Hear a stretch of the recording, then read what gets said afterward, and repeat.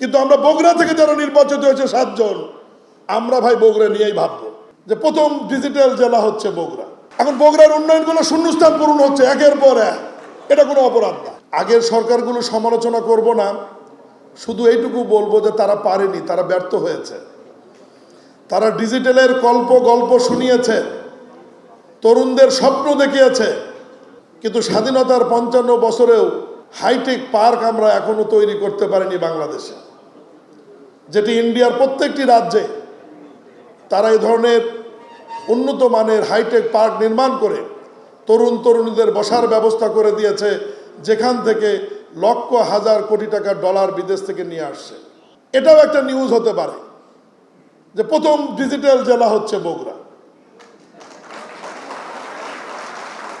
সংসদে বিরোধী দলের এমপি বলবে বৈষম্য হচ্ছে, বগুড়া হয়ে গেল ডিজিটাল জেলা, আমরা কি পেলাম?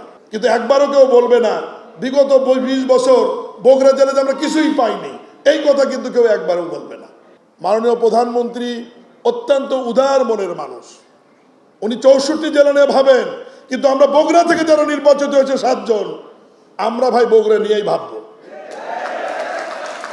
যতই সমালোচনা করেন, পার্লামেন্টে বলেন আর সংসদে বলেন আর বাইরে সমালোচনা করেন, আমি সহ বগুড়ার 7 এমপি বগুড়ার উন্নয়নের ব্যাপারে 1 বিন্দু ছাড় দিতে রাজি নাই। সড়ক ও জনপদের জোন অফিস ছিল না, রংপুর দৌড়তে হতো, এই জোন অফিস বগুড়া অনুমোদন হয়েছে, পারলে ঠেকান।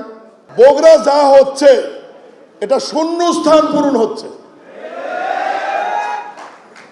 আমাদের সময় পড়ালেখার সময়, এখন আছে কিনা জানি না, লেখা থাকতো শূন্যস্থান পূরণ করুন, প্রশ্ন থাকতো, আমরা শূন্যস্থান পূরণ করতাম। তো 64 জেলার মধ্যে প্রশ্ন হচ্ছে শূন্যস্থান পূরণ করুন, বগুড়া ... এখন বগুড়ার উন্নয়নগুলো শূন্যস্থান পূরণ হচ্ছে একের পর এক, এটা কোনো অপরাধ না।